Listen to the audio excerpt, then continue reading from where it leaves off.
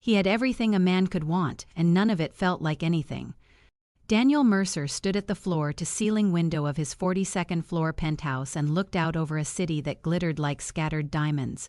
The skyline stretched in every direction, towers of glass and steel burning orange in the last light of evening. The furniture behind him cost more than most people earned in a year.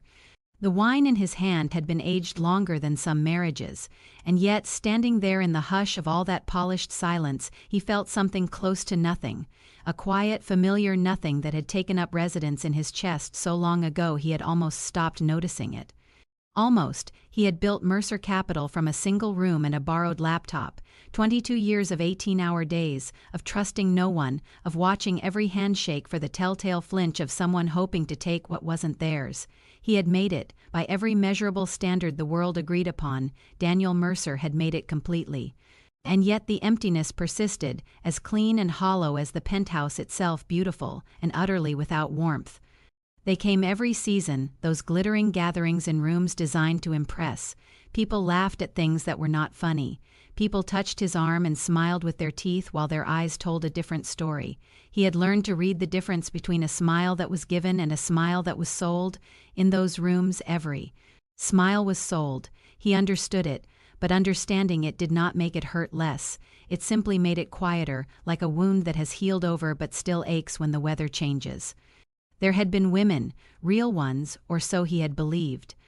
There was Elena, who had spoken about art with what seemed like genuine passion until the night she casually mentioned a gallery she wanted to open, and suddenly the passion and the asking arrived at the same door. There was Simone, who had cried once beautifully about her difficult childhood, and then 6 weeks later used that same story word for word at a dinner table to charm another man. He sat there and watched her perform his own private memory for an audience, and something inside him calcified permanently. He stopped trusting, not loudly, not with anger. He simply stopped, the way a man stops reaching for a stove that has burned him one time too many. It was on a Tuesday, mid-negotiation, that the idea arrived, uninvited, as the truest ideas always are. He was sitting across a long mahogany table from 3 men who wanted his money, and every one of them was performing. They had rehearsed their warmth. They had calculated the precise degree of deference that would flatter him without making him suspicious. And as he watched them, something cracked open in his thinking, a simple question rose through all the noise. What if there was no money to perform for? The idea sounded insane the moment he turned it over in full, to walk away from the penthouse, to shed the suits and the car and the name that opened every door, to stand, stripped of all of it, in front of the world and see what the world did, to find out whether love, real love, could recognize a man when a man was just a man. He gave himself 2 weeks to talk himself out of it. He didn't. On a Wednesday morning in late October, Daniel Mercer locked the door to his penthouse, left his phone on the kitchen counter, and took the service elevator down. He had packed a single bag, old jeans, a gray sweatshirt with a fraying collar, worn boots he'd found at the back of a storage unit. He had cash carefully rationed, folded into a second-hand wallet, but none of his cards, none of his accounts, none of the invisible infrastructure of wealth that followed him everywhere and smoothed every surface he touched. He had arranged, through a lawyer he trusted completely, for his absence to be covered. Business would be managed. The world would be told he was abroad, and Daniel Mercer would be, for the first time in 22 years, no one in particular. The first thing he noticed, stepping out onto the sidewalk in the cold morning air, was that nobody looked at him. This sounds like a small thing. It was not a small thing. For 20 years he had moved through the world surrounded by the invisible field of recognition that money generates. Doors opened, eyes tracked, people adjusted. It was always there, sometimes admiring, sometimes calculating, sometimes simply professionally attentive, but always there. The world made space for him, and now, in his fraying collar and his worn boots, carrying nothing that announced him, the sidewalk simply swallowed him whole. He walked 3 blocks before he realized he was holding his breath. The first week was harder than he had prepared for. He had rented a room in a boarding house in a neighborhood he barely knew.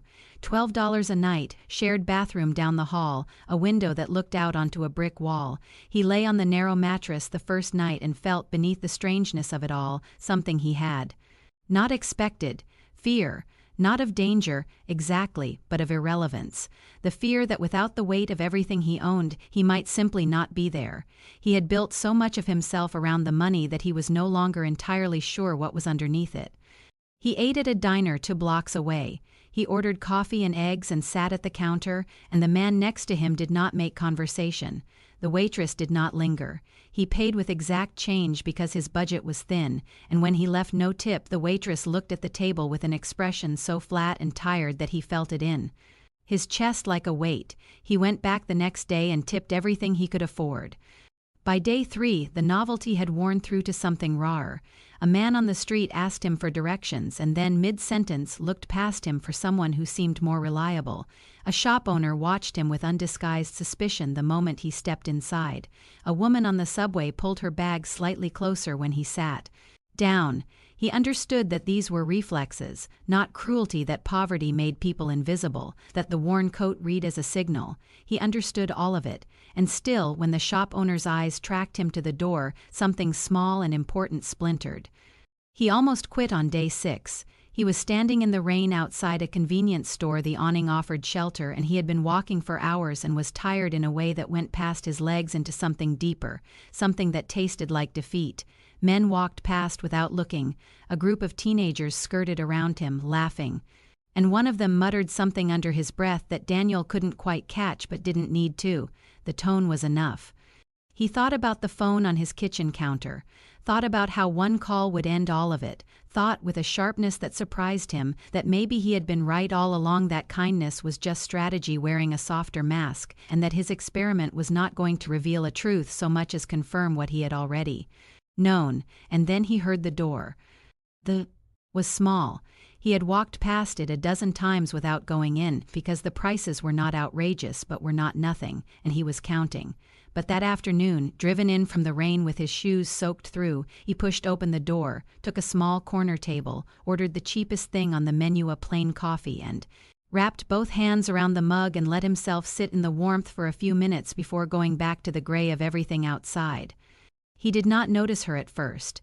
She was busy, moving between tables with the efficient grace of someone who has worked in service long enough to have stopped thinking about the work and simply become it.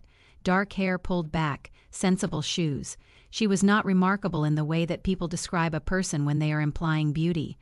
She was remarkable in the way that people become when you watch them long enough to see how they actually move through the world. She noticed his mug was empty before he did. She topped it off without being asked, without ceremony, and when she set it down she glanced at him directly. Not the customer service glance that skims the surface and moves on. Directly, the way you look at a person when you have decided they deserve to be actually seen. Her eyes were warm without being soft. He looked back, and neither of them looked away for just a beat too long, and she said, simply and without performance, "Cold out there today." "Yeah," he said, "cold." She nodded and moved on, and he sat with his refilled cup and noticed that something in his chest had shifted quietly, like a door that had opened just a crack. Her name was Rosa. He learned that by the 3rd visit, she worked mornings and early afternoons, 6 days a week. She had a younger brother she was putting through school and a mother whose knees needed looking after on weekends. She had a laugh that arrived without announcement, sudden and genuine, shaped by whatever had actually struck her as funny. She laughed once at something he said, a dry observation about the rain and the futility of umbrellas, and the laugh was so real, so unperformed and startled out of her, that it lodged somewhere in him like a splinter of warmth. She brought him an extra pastry one afternoon and said, without quite meeting his eyes, that the kitchen had made too many. He knew the kitchen had not made too many. He ate it without comment and was grateful in a way that had nothing to do with the food. She asked him on the 4th visit what he did. He told her the cover he had prepared, odd jobs, in between things, trying to figure out next steps. She didn't press, didn't pity, didn't change the temperature of her voice.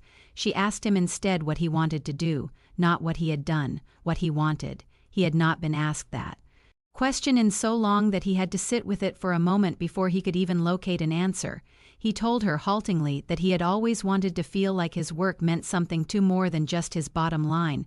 She looked at him with an expression of such clear and uncomplicated understanding that he felt suddenly transparent. In the best way, as if being seen did not have to mean being known down to your strategy and your leverage and your number. He tested her. He was not proud of this, but he was honest enough to call it what it was. He told her on one visit that he had found some money on the street. He watched her face. She told him he should try to find out who it belonged to and hold on to it if he couldn't. There was no reaching for it, no triangulation. She simply answered as if honesty were the only register available to her. He dropped his wallet outside one afternoon deliberately and walked half a block before stopping. He heard her call after him before he had taken 4 steps. She was standing in the doorway holding it out, her apron still on, the rain spotting her shoulders. He offered a reward. She waved it away with the clean impatience of someone who does not understand why. You would offer money for the basic requirement of being decent. She arranged, through a friend, an interview at a small nonprofit that needed someone with budget management skills. She mentioned it carefully, almost apologetically, worried it overstepped. She said she thought he was smart and she thought he was wasting something. He sat across from her and felt, for the first time in more years, than he could comfortably count, genuinely looked after. Not managed, not flattered for strategic purposes. Simply looked after, the way one person looks after another when they have decided that person is worth caring about. He began to forget in those afternoons what any of it had been for. The experiment, the strategy, the careful distance he had constructed between himself and the possibility of being fooled again. It dissolved the way defensive postures dissolve when you are no longer certain there is something to defend against. He began looking forward, with an honesty he couldn't quite contain, to the morning walks. To the corner table, to the sound of her laugh arriving without warning. He began to notice, with something approaching alarm, that what he felt in that small room with its chipped tables and its smell of good coffee and rain-soaked wool was something he did not have a clean word for, but which had the specific texture of being glad to be alive. He held the truth back for 3 more weeks, and then he couldn't hold it anymore. He made the call from the boarding house, sitting on the narrow bed in the last of the afternoon light. 3 calls his lawyer, his assistant, and the concierge at the building. Then he sat for a long time in the quiet, because what came next was the part of the plan he had never quite figured out, the part where the disguise came off and there was nothing left between him and the consequence of what he had done. He sent her a handwritten card. He told her he wanted to show her something, gave her an address, said it would make sense when she arrived, and that he was sorry in advance for the confusion. He was waiting at the entrance to the Alderman Hotel when her taxi pulled up. He was wearing the suit. He had not worn one in 2 months, and it felt strange on his body, formal in a way that made him feel exposed rather than armored, like a costume he had outgrown. The doorman opened the door of the cab for her, and she stepped out. In a green dress that was simple and correct and entirely hers, and she looked at the building, and she looked at the doorman, and she looked at Daniel, and her face went through something he had hoped he would never have to watch it go through. The confusion, the recognition, the quiet arithmetic of it clicking into place, one piece and then another, until the picture was complete and undeniable. The staff greeted him as Mr. Mercer. The maitre d' knew his name. She stood beside him, and he watched her understand what she was standing beside. They sat at a corner table in the hotel restaurant, and he told her everything. He did not edit it toward himself. He did not present his reasons as noble. He told her that he had been afraid for so long that he had forgotten how to simply be in the world without a strategy, and that the strategy had been cowardly, and that the cowardice had hurt her, and that he was sorry. He said that nothing he had felt was invented, that the warmth was not a test result, that she was the answer to a question he had spent 20 years too frightened to ask out loud. She was quiet for a long time. Not angry, exactly, or not only angry. He could see that she was sorting through something large and complex, the way you sort through a box that has been dropped and needs to be organized before you can understand what you have. She asked him finally, her voice very still, whether any of it had been real. He said yes. He said the experiment was not real. He said his feelings were real in the way that only things that surprise you can be real. She sat with that for what felt like a very long time, and then she left. She asked him for a week. He gave her the week, and it was the longest of his life, longer than the weeks on the streets, longer than any waiting he had done. He did not call. He did not send anything. He sat with the consequence of his own choices, which was exactly what he deserved. She came back on a Sunday afternoon. She stood in the lobby of a building with his name on the lease, in her good coat and her sensible shoes, and told him she had thought carefully about what she could live with and what she could not. She could not live with games. She could not live with being observed rather than known if they were going to build anything, and she used the word carefully, conditionally, like a woman who had earned the right to be careful it would be built without disguises, without tests, on ground that belonged equally to both of them. He told her he would agree to that on one condition. She looked at him, wary. He said that she would tell him when he was being an idiot. Something shifted in her face. Not quite the laugh, but its precursor, the expression that lives just before the laugh arrives. She said she didn't think that would be a problem. They built something, after that, slowly and not without difficulty, with the specific awkwardness of two people learning to occupy the same space after having come from such wildly different directions. He took the job at the non-profit, not because he needed the income, but because she had been right he was wasting something. He had skills that meant more than his bottom line. He stood at a podium 6 months later, at a function for the non-profit, and he told the story. Not all of it, not the tested wallet and the calculated silences, but enough. He told the room that he had once been a man surrounded by everything except the thing that mattered, and that he had been fortunate enough to be shown the difference. And that the showing had not come from a boardroom or a balance sheet, but from a woman who had topped off his coffee without being asked and looked at him like he was a person worth looking at. Rosa, in the second row, looked at her lap and smiled in that way she had, entirely genuine and entirely hers. He had gone looking for proof that love was real. He had found something harder to name and far more valuable. He had found someone who had seen past the fraying collar to the person inside it and decided with the uncomplicated generosity of someone who gives without calculating the return that the person inside was worth her time. There is a kind of wealth the world does not trade in. It cannot be leveraged or protected by lawyers and locked doors. It is the wealth of being known, of being seen without armor and chosen anyway, of sitting across from someone who asks not what you own but who you want to be, and who listens to your answer. Daniel Mercer had spent 22 years building a fortune that kept the world at a careful distance, and in 2 months of worn boots and cold mornings and the specific humility of being ordinary, he had found the one thing all of it was supposed to earn him. He had found out that he was, beneath the penthouse and the tailored suits and the name that opened doors, a man worth knowing, and that it only took one person who already knew that before he did to prove it. Outside the window of the where they still went on Sunday mornings, the city glittered in early light, towers burning gold in the new day. He sat across from her at the corner table, their hands loose and comfortable around their mugs, her laugh sudden and real about something small, and the warmth of it settled into him like it had always lived there, waiting. All those years for him to be still enough to feel it. Love that has seen you at your lowest has nowhere to go but forward. And that, Daniel thought, watching her smile, that is the only investment that always grows.